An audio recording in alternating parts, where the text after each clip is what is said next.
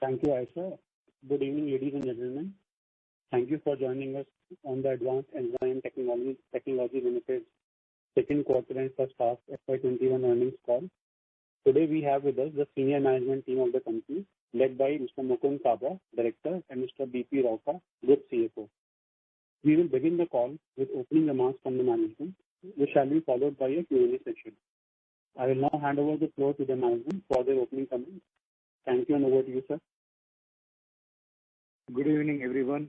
I am Mukund Kabra. It is my pleasure to convey our quarter two results of the financial year 2020-21. Firstly, we hope and pray that you and your families are in good health and spirit during this turbulent time.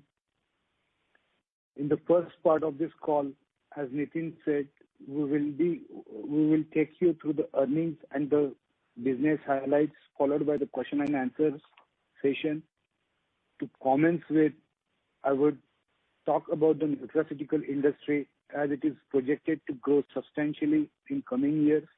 The factor behind this growth would be rising awareness regarding calorie reduction and weight loss in countries like US, and India is expected to promote the application of nutraceuticals.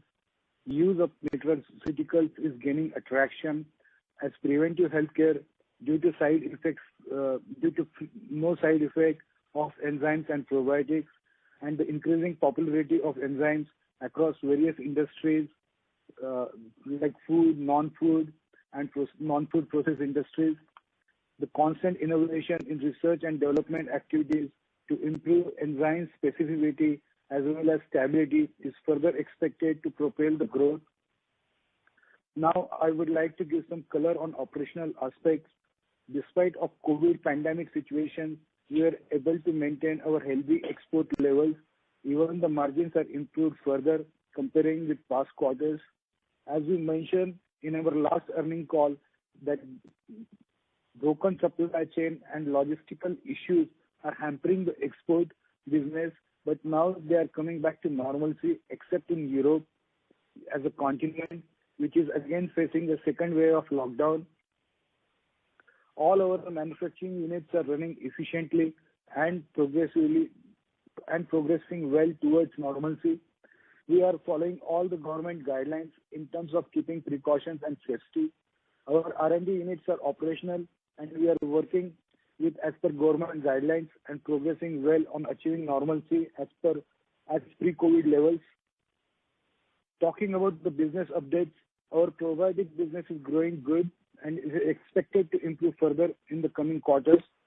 Our animal feed business and industrial enzyme business has faced several challenges due to COVID in quarter one mainly. Quarter two witnessed improvement in sales, but still far from the normalcy. Moving ahead with the call, we proudly announce that we are positive on all the parameters and working relentlessly towards our goal for this financial year. As we are aware, we strongly believe in delivering long-term value to our esteemed stakeholders. I'm glad to announce that we have a decent growth in profitability because of our product mix. In past, we explained that our annual financial results are more relevant to derive our performance and also for comparative purpose.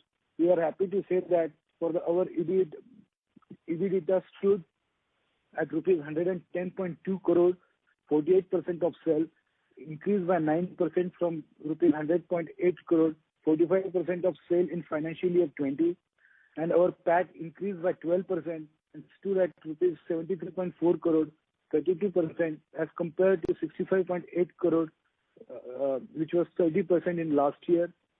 The outlook for financial year 21 is positive with lower single-digit growth is what we can see right now.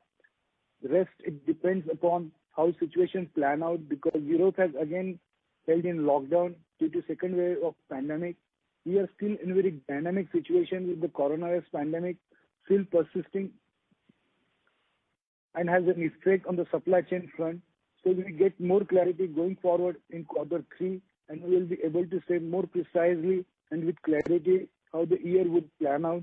But we expect even in such a tough situation, we are here to be decent as we are committed to growth without sacrificing our margins and maintains the stakeholders' value. Now let me hand over this to Raukaji, our CFO, who will walk you through the company's financial. Raukaji. Thank you very much, Mukund. Thank you so much, and good evening, everyone. The financial highlights for 6 months as of 30th September 2020. The revenue is increased by 91 million, which is about 4% increase from 2218 million to 2309 million. And our EBITDA is increased by 9% from 1008 million to 1102 million. PBT is increased by 126 million, which is about 14% increase from 891 million to 1017 million. And PAT is also increased about 12% from 658 million to 734 million. On Q-on-Q basis, our numbers are growth is about 99 million in our top line, which is revenue, and this is about 9% growth from 1105 million to 1204 million. And EBITDA is increased by about 68 million, which is an increase of about 13% to 585 million. PBT, profit before tax, is up by 4% by 21 million in absolute number from 498 million to 519 million. And PAT is increased by 38 million from 348 million to 386 million. Year-on-year revenue is increased by about 8% from 1114 million to 1204 million. And EBITDA is increased by about 24% from 473 million to 585 million. Profit before tax is up by 25% on year-on-year basis from 416 million to 519 million. And PAT is increased by 21% from 318 million to 386 million. And the couple of questions generally, are being asked is about eVox. So eVox, the revenue, the top line for the 6 months is 111 million. And we are EBITDA positive in this company by 5 million. Jersey Biotech sale is about 214 million for 6 months, which is, the procurement of serratiopeptidase from them by the parent company, ADVENZYMES. And the sale of serratiopeptidase for the 6 months is about 488 million. So this is from my side, and I feel we can open the house for question answer session. Thank you. Thank you very much. We will now begin the question and answer session. Anyone who wishes to ask a question may press star and 1 on your touchtone telephone. If you wish to remove yourself from the question queue, you may press star and 2. Participants are requested to use handsets while asking a question. Ladies and gentlemen, we will wait for a moment while the question queue assembles.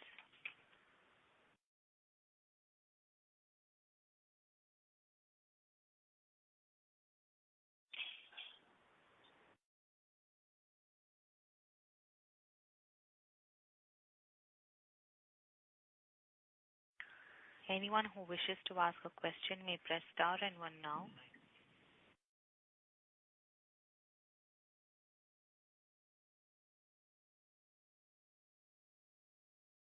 The first question is from the line of Rohit Sinha from MK Global. Please go ahead. Yeah, thank you for taking my question, and congratulations, sir, for a good set of numbers. So as we are seeing that, gradually we are inching up in the top line, and I think first time we have touched 120 crore on a quarterly run rate.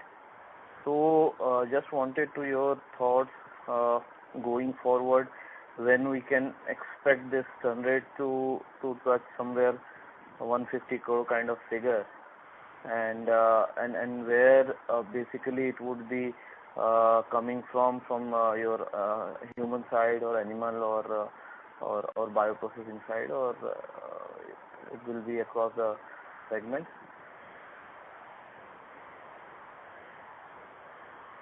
So, Rohit. Thank you, Rohit. Yeah, Rohit, sir. Yeah, thank you, Rohit. As we were already talking, we plan to double our revenue in next 5 years. Now, this is the COVID time, and it's a difficult time to really project when and how it will achieve. We still say that we have 3 horses or 3 divisions, right, which will grow. One of them is pharma and nutraceutical. The second vertical is animal feed, and the third one is food one, industry bioprocessing.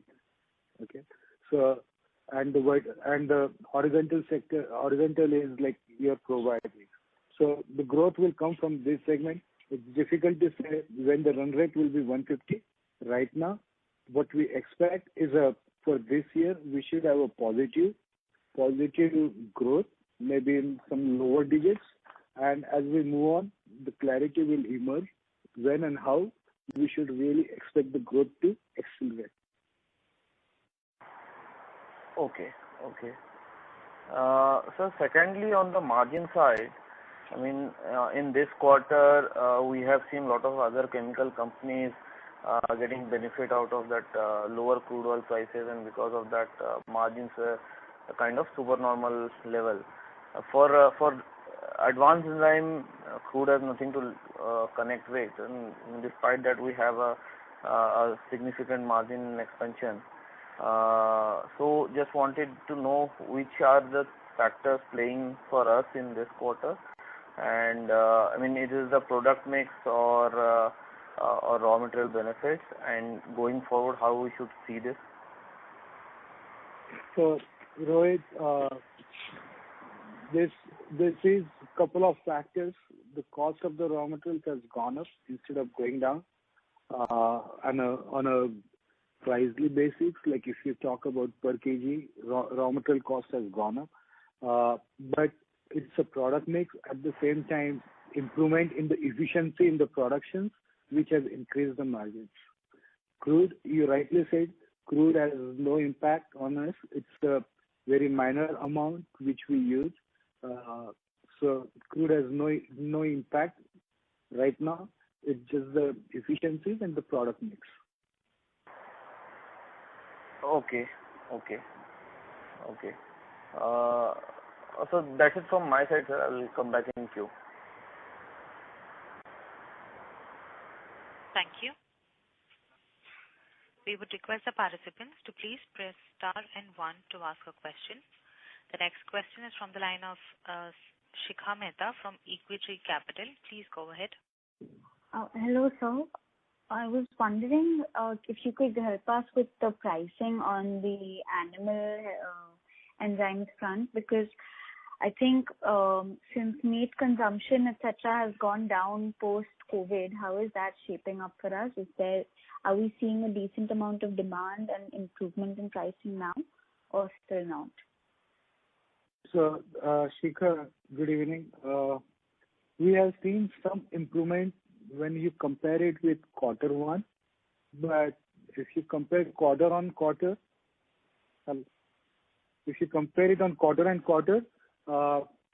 there is still, we are I think 10% below the level. Okay. We're still 10% below pre-COVID levels or below? Yeah, below pre-COVID level, we can say that. Okay. And so can you give how much sales you did from pharma this quarter and this half year? Raukaji? Yeah. So let me give you, for this quarter, the human nutrition, which includes nutraceutical also, the sale is about 885 million. And animal nutrition is about 132 million.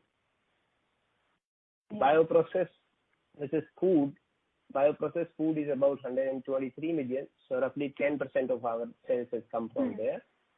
And non-food bioprocess is about 5%, 63 million. So 11% has come from animal nutrition, human nutrition is about 73%, and bioprocess is 16%. This is how is the quarter, you can say vertical wise or depending upon, the product wise bifurcation which we carry out. Right.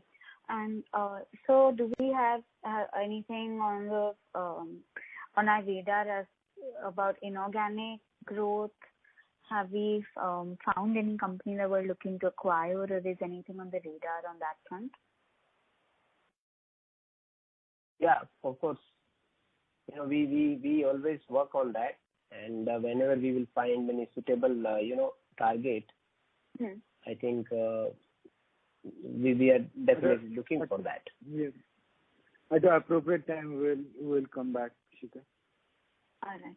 And so if you can give how much percentage of our revenue came from our top 10 clients this quarter? Yes. Top 10 customer, we have about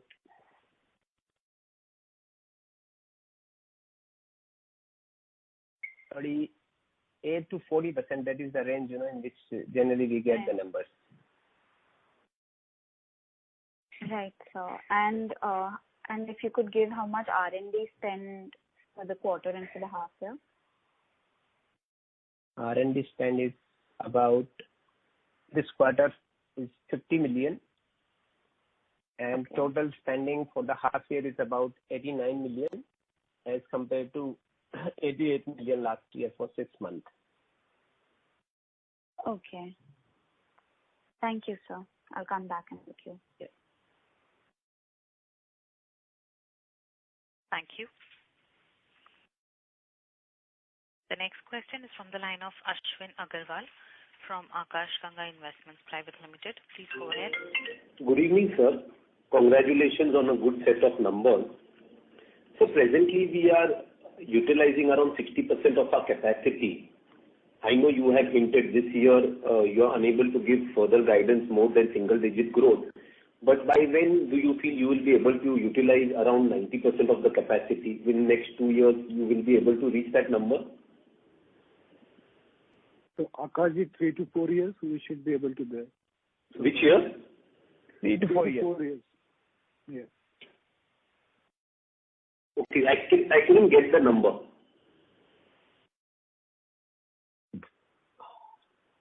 Sorry, can you please repeat? No, the capacity utilization is around 60% right now. By when will you touch the number 90% capacity utilization? So we think that we can double the revenue with this capacity. What is the existing capacity what we have? Okay. So we feel that in the next 5 years we should be able to double the sales. Okay. So that should give you somewhere 3 to 4 years down the line. Probably we should reach to the 90% of capacity utilization. So one of our large US customers, the revenue had halved and we had made up by domestic sales. So could you give us light whether those revenue or lost sales will the customer again, will we be able to meet the demand? No, sir. Yeah, go ahead, Logan. Yeah, Robin, go ahead. You can. Yeah, I just wanted to mention that from the top customer, we have no sales in last 3 quarters. And if we really look at the US number in the second quarter, we could see a growth of 9%. So if I exclude, on YTD basis, the sales number of that particular customer, where we had some sales during, last 2 quarters of FY20, but no sales in these 2 quarters. So US business has really grown very well. It is more than 35% of growth in the US. So the sales is made up by the US itself, in this 2 quarters. Okay. So that business is a permanent loss, but in spite of that, we have grown. Yes, you're right. So on dollar terms, if I really look at my US numbers, we had about 14.5 million sales in YTD of FY20, and this year again we are having about 13.80 million. So we already met up in that sense. So Okay. Slightly it is lower, about 5%. Okay. Which I think we should be in a position to make up in this year. So lastly, a side question. An inactive promoter recently sold a little less than 3% stake, and they still have 12% stake. So any transaction will have any impact on our operations of our company? Can you repeat? I think No, one of the promoter group who is inactive sold around 3% of their stake, and they still control 12%.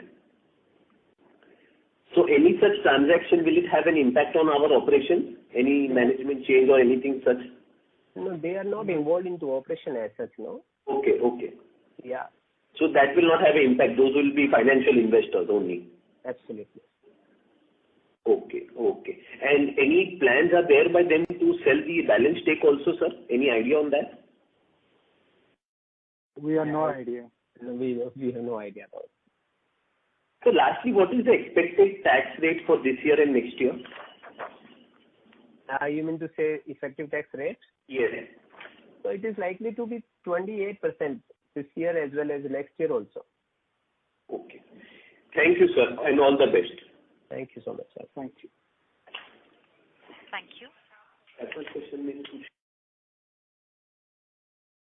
The next question is from the line of Kiran Kumar from Safal Capital. Please go ahead. Thank you so much for this opportunity, sir. Just wanted to, understand, since Advanced Enzymes, they cater to multiple sectors. Are we also planning to, explore into new sectors in terms of, applications of enzymes, or how does it go? So we have three verticals, as I was explaining. So our focus is right now on these three verticals. One is human and nutraceuticals. We further categorize this into four: pharma, then you have nutraceutical, biocatalyst, and probiotics. The second sector is animal nutrition, and the third one is bioprocessing, where we again bifurcate into food and non-food. So our focus is on the food area. So right now, all the application developments and other things, whatever we are doing, is based on these three verticals. And the probiotic is the horizontal vertical, which fits into all these segments. Okay. And we have, significant amount of cash on books right now. So do we have any plans, concrete plans to utilize how to spend this cash, like give out dividends or maybe look at strategic acquisitions? What are the plans we have right now for the cash? So we always look for the cash is required for the company to grow. We are the growing company, so we believe that we need to have a cash in hand for any right opportunity. Of course, we are always searching for the inorganic growth as well for the acquisition, and that is constantly going on. Okay, that's it on my side. I'll come back in the queue. Thank you. Thank you. A reminder to the participants, anyone who wishes to ask a question may press star and one now. The next question is from the line of Amit Shah from HP Advisors. Please go ahead. Yeah. Thank you. Thank you for taking my question. Sir, so I wanted to understand basically the margin profiles of enzymes in India vis-a-vis USA. As to what margins do we get in India and what we get in USA. Okay, ji.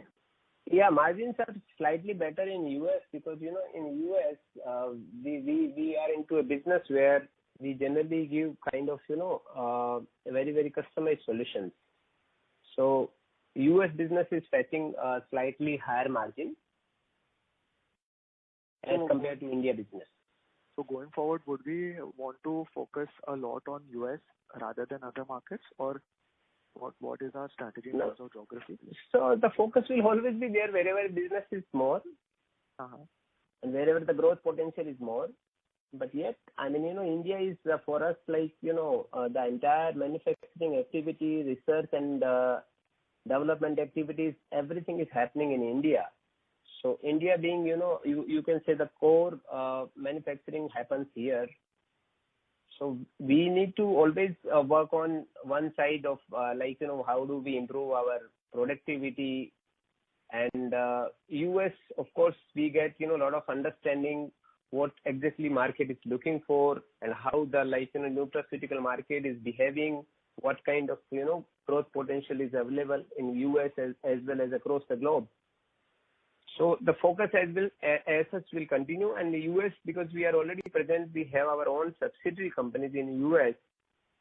So definitely that is the market where the focus will be more. But Europe, again, we are working on so many things to really expand our customer base in that particular market also. Okay. Thank you, sir. Thank you. The next question is from the line of Neeraj Prakash from Nathan Capital. Please go ahead. Yeah, hi. Thank you for taking my question. I just want to know a couple of things. One is, just on a previous participant's question, I wanted to follow up on the loss of the large US customer. Can you just let me elaborate on what was the reason for the loss, and can, incrementally, is there a risk of further losing other large customers? So, Nitin, we had IP-related issues with the large customer. We don't want to share our formulation and other things with them. We decided to walk out with that business instead of giving it to him. So we don't expect any further sale with the large customer right now. Moving to your other question, are we having any can we lose further the customers? Yes and no, because you can never predict whether you will lose or no. But right now, the concentration of a large customer is quite reduced compared to with this customer, which was about at one point of time he was controlling 22% of our sales. So right now we are quite diversified in terms of the sales. But even though we say that our business is sticky, but you never know. Sure. Just a second question, on utilization. As you mentioned, you're at about 50-60% utilization. But, you still have very healthy EBITDA margins of 45-46% plus. So as you mentioned, in 3 to 5 years, when you reach close to optimal utilization, what kind of margins do you foresee both on the EBITDA and the PAT front? Because you'll definitely see some operating leverage play out on both those margins, right? So we always maintain that our EBITDA should be there between 40 to 48%. That is what we always project and always feel that. Yes, as we move on, some of the costs will also go on, like the salary costs and some other fixed costs will also move on. Since even R&D costs will also go up. So we think that we should be able to maintain the range of the margins, what we say, rather than saying that we will improve or do this or do that, because we still need to grow. Okay, thank you so much. Thank you. Thank you. The next question is from the line of Rajdeep Singh from ASK Investment Managers. Please go ahead. Hello. Hi. Good evening, Kapraji and Raukaji. Good evening. Good evening, Rajdeep. Kapraji, you alluded that with current capacities, you plan to double revenues in next 5 years, which is 15% kind of growth. Sir, just wanted to understand qualitatively, the enzyme market per se is growing at 7-8%, and your growth rate of 15%. What would be the driver for this growth? Would it be existing client addition, getting more wallet share from there, or new client addition, or would it be volume, or would it be price, would it be new products? And how do you approach your clients? Do you approach them or the clients approach you? Just qualitative understanding. And within each of the three segments between animal, human and industrial, this would be the growth driver or which would grow faster. So let me just break it up into the parts, right? So we believe that like all of the three segments should grow. You go into the different areas and there are different challenges. In the one of the thing is if you compare it globally, we are still very small, still very tiny. So there is a lot of potential to grow, and I think like that can answer you if the enzyme industry is growing at 7-8%, how you can grow at 15%. Probably yes, we are growing. Even like even like this quarter or the other quarters also we have grown more than 15%, but because of the top client, we can't see those numbers. If you just remove those numbers, you will see that the growth is more than 20%. So we don't have a doubt that we cannot grow. We feel that we will grow. The challenges are different in different industries. As I was saying is, in the food industry, probably you need to target more into the Europe and US areas where a lot of opportunity is there. We have certain excellent products.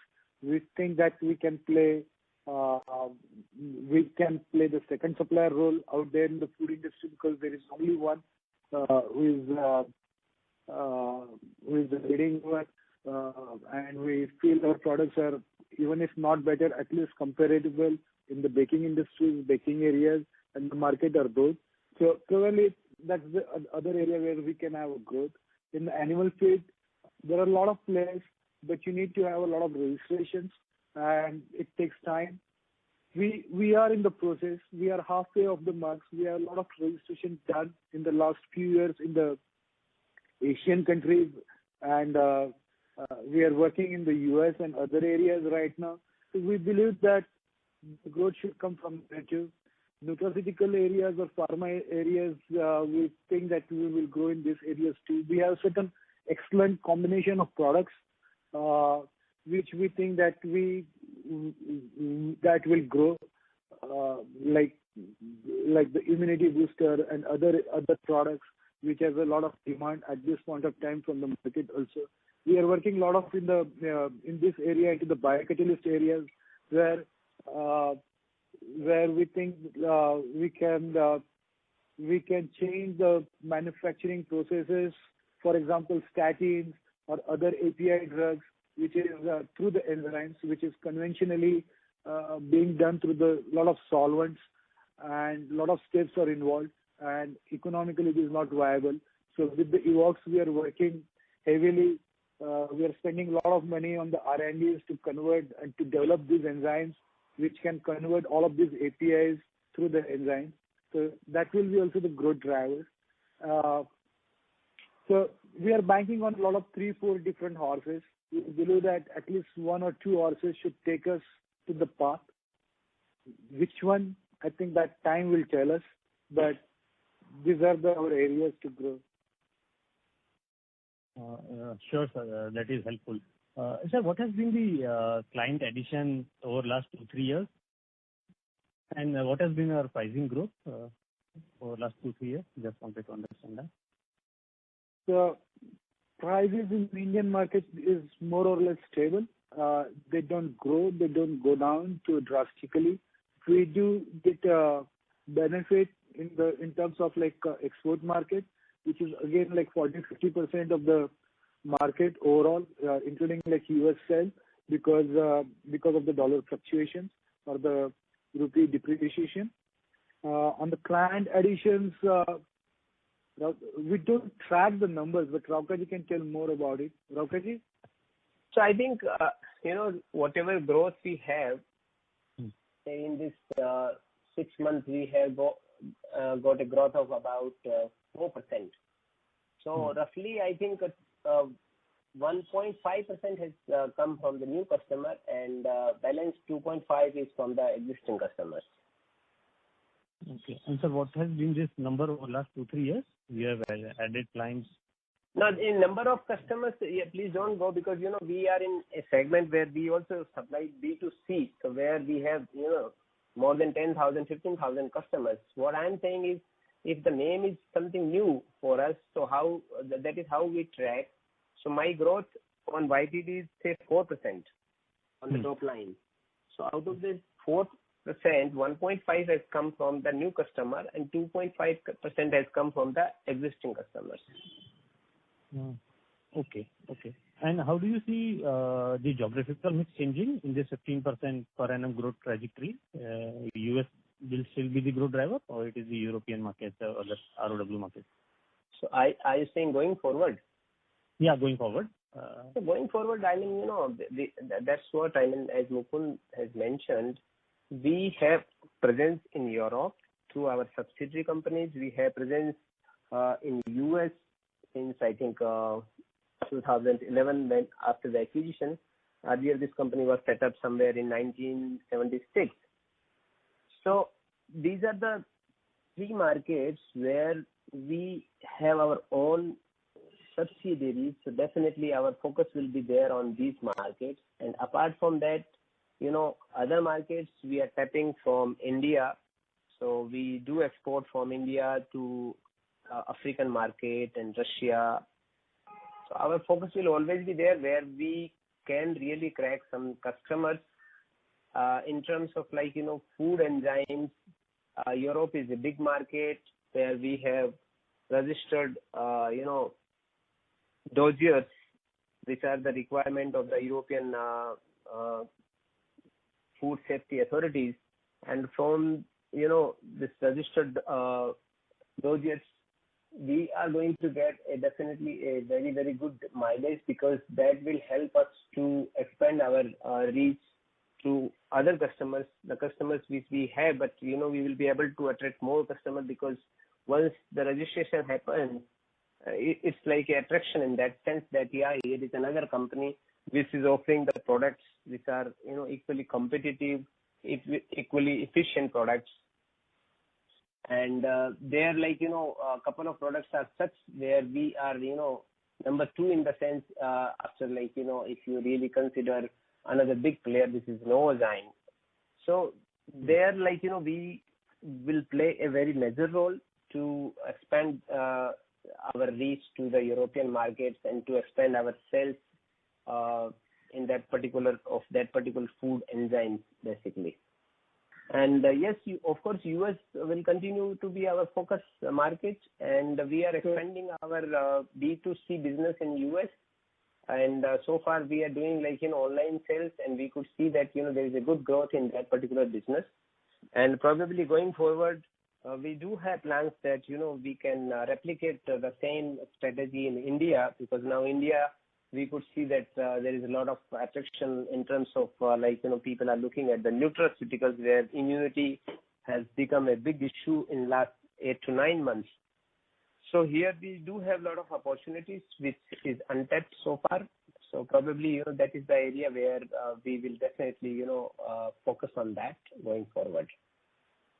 And animal feed supplement, as Mukund mentioned, that we have been working for registration of several products across countries in Southeast Asia, and now we could see that some of the countries we have got the approvals, and some countries the approval process is on. So once the approvals are in place, it will definitely help us to supply our products on those particular countries where the market is really big for the animal feed supplements, which is our enzymes for particular industry. No, sir, this is helpful. And lastly, sir, what is the B2C revenues in US? And on the PLI side, are you planning to see that opportunity on the fermentation side? I think the major manufacturing will continue to be happen in India. And B2B business, I think we have about... This year it will be around 5 million. Yeah, B2C. Sir, you said online business This year we B2C expect a you have. So just wanted. That is B2C. That is B2C. Online business is B2C. Yeah. Yes, sir, I'm asking for This that year B2C. we expect it to be about 5 million. 5 Yes, million. This year we expect it about 5 million. Yeah, 5 million. Right. 5 million. Okay. USD.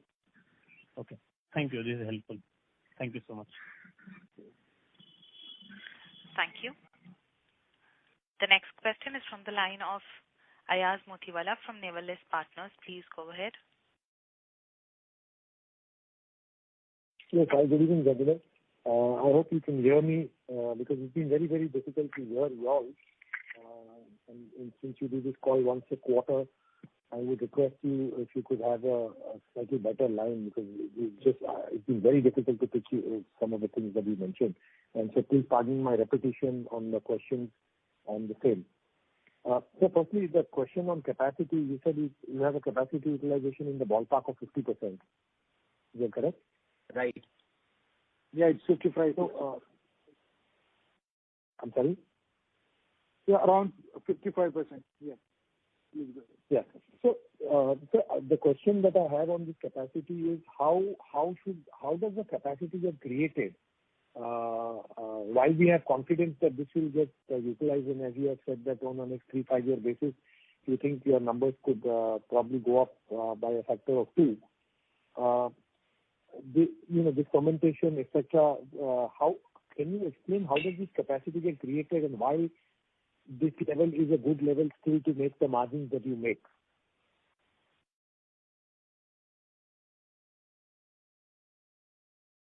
Yeah, I don't know. I couldn't hear you exactly, but what I understood is how we calculate the capacity. So normally, we have a lot of products. We have more than 55 basic enzymes and probiotics, what we manufacture.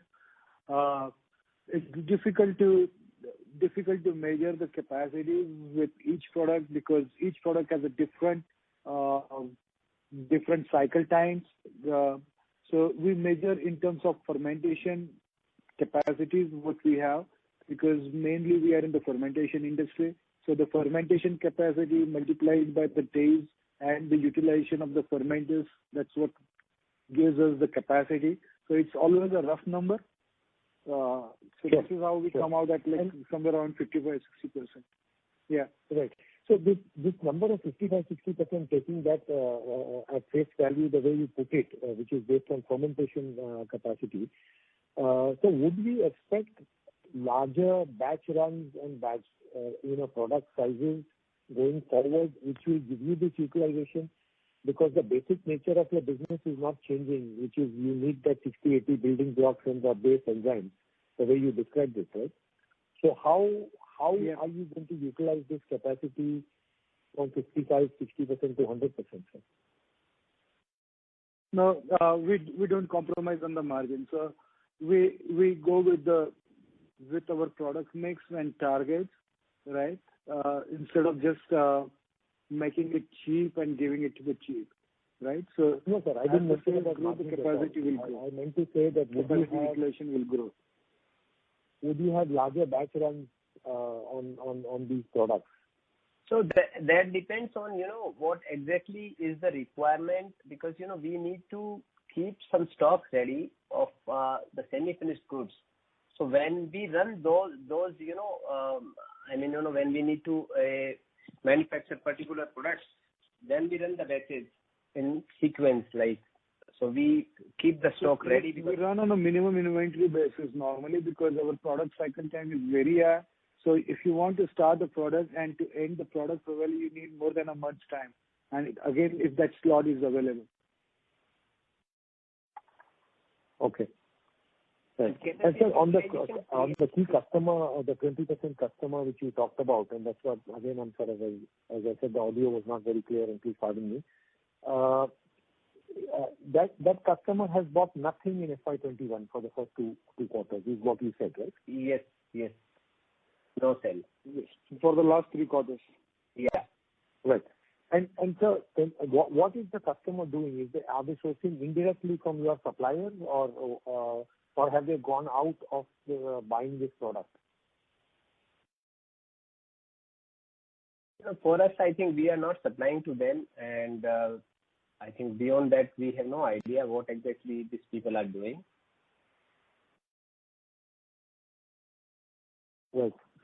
So, sir, we see a presentation where you have a 5-year number after you have gone public in 2015-16, and the revenue growth has been 8-9%, whereas the profit growth has been pretty impressive, even in this particular year, which is a very tough sort of COVID period. So what gives you the confidence? Have you done a lot of business development where you have a lot of clients who are now going to scale up their business and operation, batch sizes, order sizes, where you think the business can double in 5 years, which you've not done in the last 5-7 years, or if you look at your IPO perspective even in the past? Yeah, I think that's what that is what was explained, that couple of verticals are there where we have some products and where we have focused ourselves. Earlier issues were different. So now the focus is kind of laser sharp, and depending upon the market requirements, now we have realigned ourselves, and our focus is on those markets where we have the products, and those are kind of our strength. And for those products, whatever work was required to be done in past, we have done in couple of, I think, years, 2-3 years, we have spent a lot of R&D on those, area. And we have improved. Now we could see that, there is attraction, and that the attraction is so much that the market will open up for us, particularly when we were talking about the food enzymes in European market and nutraceutical segment, not only in the US but India too. Animal feed business is another area where, if you really want to export some product, the challenges were there. You need to have your products registered. You need to give them a lot of studies. So in the last 3 years, we have done a lot of work, and we worked on getting our products registered and then appointing the distributors. So based on, all this work which we have done, we are confident that now the opportunities with any case assets were available, but earlier we used to spend, our time and focus on the products where the strength was not there, but we were just working to develop those products. Now we said, okay, that is the work which we also will carry out, but focus should be on the area where we are very strong. And that has really resulted us to give more clarity in this consolidation phase of last 2 years. And that gives us the confidence, yes, we can grow to, doubling our sales in 5 years. Although this year is gone without, that kind of efforts because of this COVID situation. So maybe from 21 onwards, 5 years down the line, this will happen. Okay. Hope I have clarified your question. Yeah, this is very helpful, sir. Thank you very much, and I'll be on the call if there are further questions. I'll come back. You are welcome. Thank you so much, sir. Thank you. The next question is from the line of Rohit Sinha from MK Global. Please go ahead. Yeah, thank you for the follow-up. Sir, as we were talking about the opportunities evolving after this COVID thing, so any color or any clarity we got that how it would be shaping up going forward, or still it is on the early stage of talking angle only?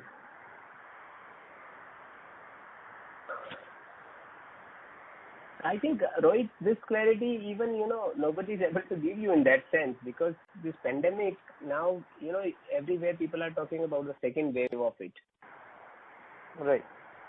So, that is really difficult. But what I am saying, once the normalcy is there, and after that, probably, we have got more clarity about ourselves, that what is the area where we will definitely focus and grow.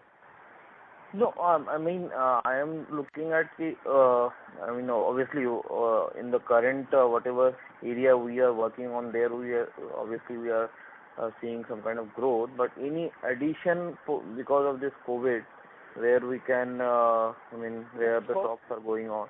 No, even in COVID, I think our couple of products which are immune boosters, and those are the products which are picking up in the B2C market, and we could see some kind of work on some of our products, which we see that it is definitely working on immunity development. So those are the products. Definitely, over a period of time, we will position ourselves to create a more robust market for ourselves. Okay. And sir, as per my understanding, I think we have a good amount of product portfolio with us.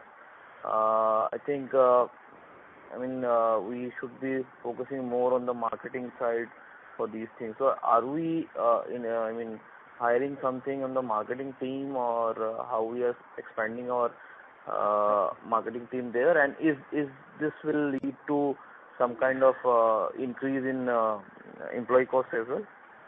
So that is a consistent, efforts every, I think, entrepreneur has to do. So when you want to grow, you need to really grow your team as well as, your resources and the spending. If there is a growth, I think the growth in terms of, top line and the employee cost, it doesn't go, in the same proportion. So that's the reason we always say that, there may be some kind of a extra cost, but, the profitability is another aspect where we always work. So whatever and whatever said and done, you need to improve your productivity all the time. Yeah. You cannot say that we are at a level where we should only focus on the marketing. We need to focus on all the aspects. Just to give you some brief, even if this quarters we improved a lot of because of our productivity. So you will see that the raw material numbers has gone down. That has increased the productivity. Right. Yeah. Right. And the last question, as you were also now indicating that there could be some acquisition angle also. So just, how big it could be, and where, which region or which segment you would be more focusing on? So these are the three segments, like the verticals, what we explained. So we will be focusing on these three areas and something like related to this. So the opportunities are there. Some are small, some of the big. Let's see which materializes first. Okay. So, are we still, also looking at the size of acquisition more than 50-60 crore, or it would be below 50 crore, in the range of 30-40 crore kind of thing? We are open for everything, maybe 30-40 crore to max up to 500 crore. Okay,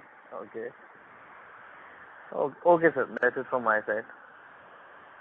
Thank you. The next question is from the line of Shubham Jain from Lucky Investment Managers. Please go ahead. Good evening, Kabraji and Rokaji. Just a Good evening. Question on the dossiers you mentioned you filed in the European equivalent of the FDA, right? Right. We've been mentioning this for a while, and I just want to understand. I know, given the context, it's going to take some time. But do we expect that to hit our revenues this year, or will it come in only next year? No, it's already. Yeah, sorry. Go ahead, Manoj. I'm sorry. So we registered in somewhere around 2014, and we got it in somewhere around 2019-20. So that's a long process for registration. It takes more than 5 years for us to just get the approvals, and not for us, for everyone. We were among the first few ones who got it. Okay.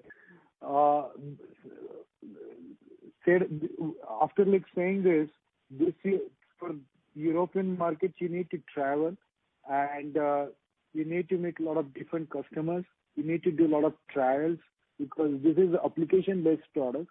Now, unfortunately, this year is gone because of the pandemic. So there are all the travel restrictions. all the marketing people are still working from the home. Nobody is able to travel outside of India as of now for the marketing purposes and other purposes. So we don't expect a lot of revenue to come this year. Probably as we move on, we expect revenues to get in. But this will be slow process. Understood. So most likely nothing this year, but next year we'll see as it goes. Yeah, as we move on and as this COVID situation is clear. Understood. The second question I had was on the B2C business, the online sales, which if I'm not wrong, we started only this year. And you're saying we'll reach, we should be doing around $5 million this year. So my question was, what is the kind of growth we're seeing quarter on quarter, and what do you think can be the potential of this product or this application? So as we haven't started recently. We started this business 2-3 years, 4 years back. I'm not sure exact date right now. Yeah, 2012. We started initially in the US market. Last year the revenue was about 3 million. Like the March 20. The revenue was about 3 million USD. This year we expect it to grow to 5 million. And in the next 2 to 3 years, we expect a lot of growth to come from this, even into the US market. Probably we believe that we can develop from here, from this year and the next 2 years. So the growth drivers mainly are like our own products, like the products like immunity boosters, weight loss, systematic enzymes, which we have created a lot of formulations. Even like some of the formulations we are taking a lot of trials on the COVID and other areas as well, and which we have a lot of good success. So these are the formulations, our end-to-end customers, and we believe that this area is going to grow. Did I answer your question or I missed something? No, I think that was pretty helpful. Just one follow-up on that. What is the brand under which we sell these products? As in, is it direct to customers? So what's the brand under which we sell?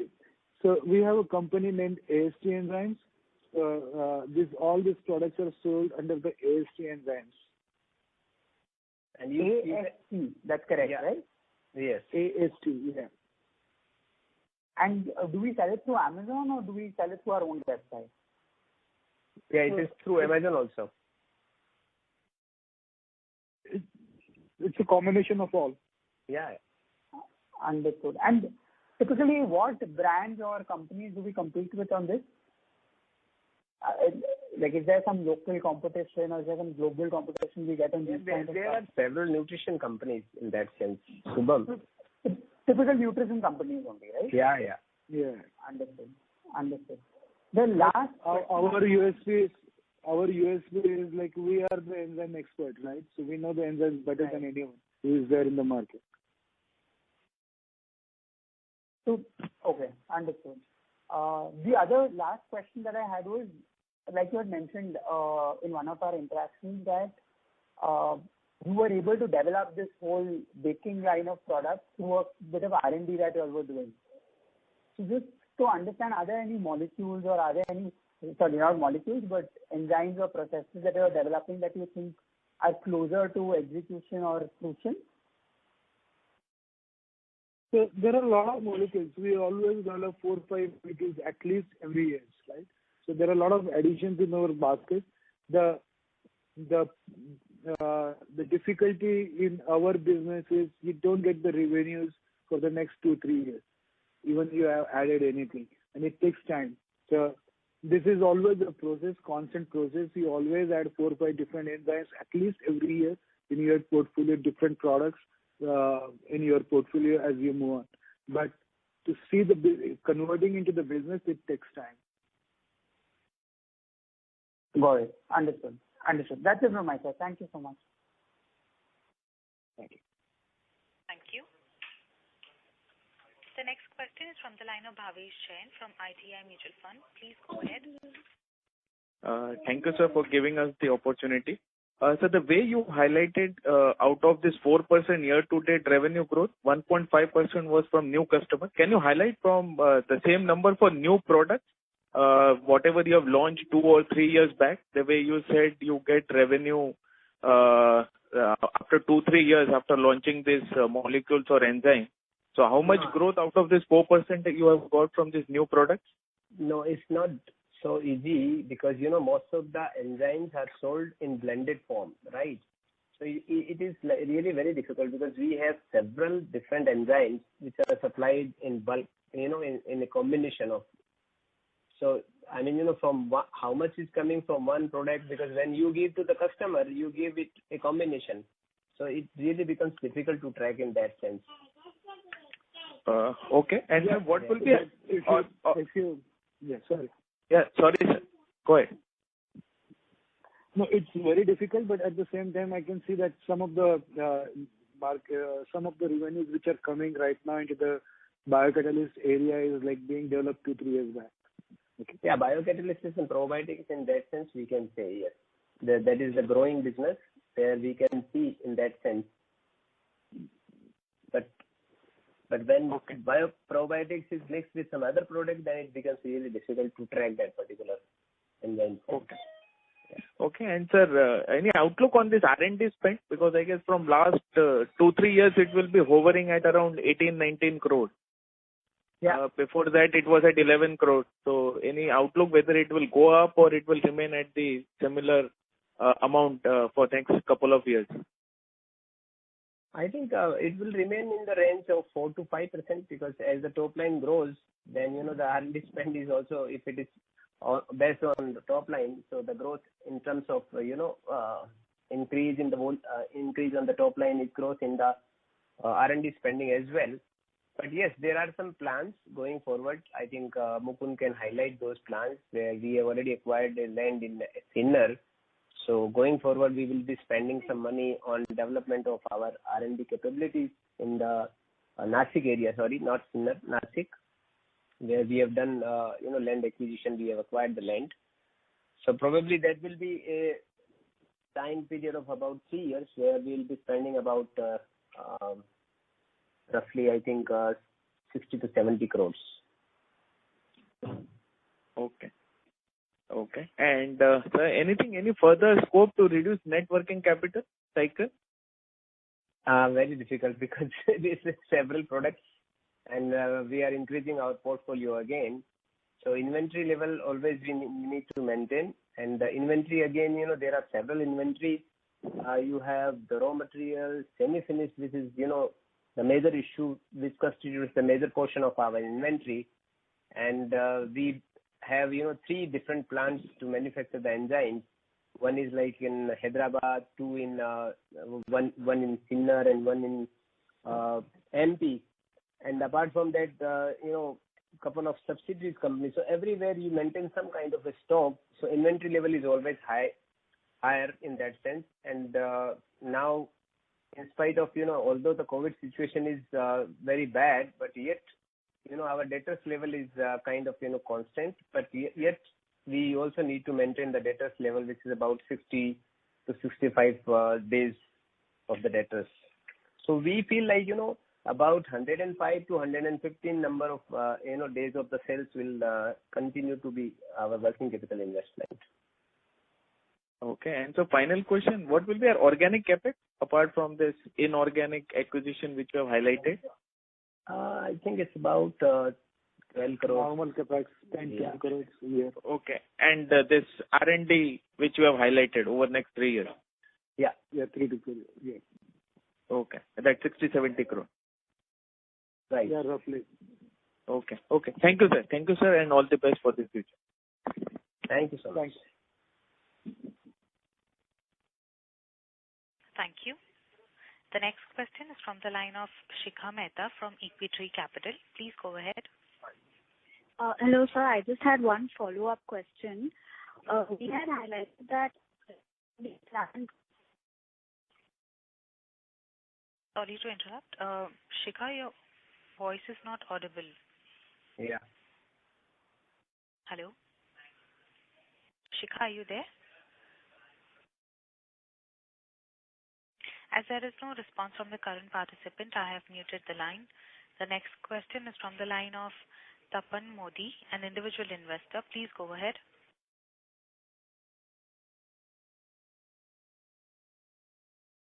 Tapan, your line is in talk mode. Please go ahead. Yeah. First of all, congratulations for the better set of quarter two numbers. Thank you, Tapan. Yeah, thank you. So just one thing I wanted to understand as well.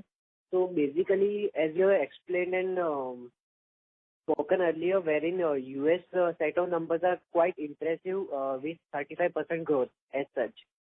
Yeah. Yeah.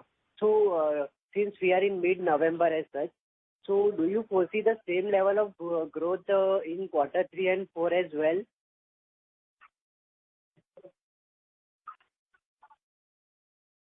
I mean, it is really in this pandemic situation very, very difficult to, let me tell you, give any kind of, estimate, because the problem is now in some of the countries again facing the COVID situation. So it is really, really very difficult to say about it. Yes, that we are kind of going to have the same kind of a growth. Okay. Yeah. But for October and November, sales are little bit improving as compared to previous months or something? We won't be able to comment on that. Okay, sir. Thank you. Yeah. Thank you. The next question is from the line of Sumit Pavse, an individual investor. Please go ahead. Hello. No, I know, sir, you are not audible. There's a lot of disturbance in the line. Is it clear now? Yeah, much better. Okay, so my question is, on the page 4 of investor presentation, you had said second highest market share in India and second listed integrated enzyme player. So can you name the first one? Second highest market share in India, that is what you are saying, right? Yes, yes. So the first one, the name of the first one. First one is, the multinational company. This is, I think, Novozymes. Pardon? Novozymes. Okay. And second question is, since you're given the guidance of doubling the revenue in 5 years, so what will be the capex level? Will it be similar or will it increase? I think we don't have to spend any substantial amount on expanding our capacity as of day. But once we reach to a level, so at least, we need to plan 2 years ahead of the, the time by which our capacity utilization is going to be, say, about 100% or so. So next, I think 3 years of our capex will be in the range of about 12 crores or so, other than, R&D, which I just now spoke about it. Yes. And once we reach to a level where our capacity utilization is, say, around 90% or about 80 to 85%, that's where we will have to add some, I think, infrastructure in our existing plant, which has already been built up in such a way that, all the utilities are in place. So by adding couple of fermenters, and we can double our capacity. So that will happen once we reach to that threshold of, about 80 to 85% utilization. Okay. And my last question, what is the geographical revenue split do you see 5 years down the line? The US, Europe and India percentage? Yeah, it should be continued the same way, because our focus is in India market, Europe market and US 3 markets. And of course, Asian markets now, because of the registration of our products, particularly in animal feed business. So we will focus on, all the aspects of our business to make sure that, we have that kind of a consistency in that terms. And then rest depends how actually it happens. Okay, because the European revenue share is quite low currently, about 5 to 10%. Agreed. Yes. So it's expected to remain the same level, below 10%?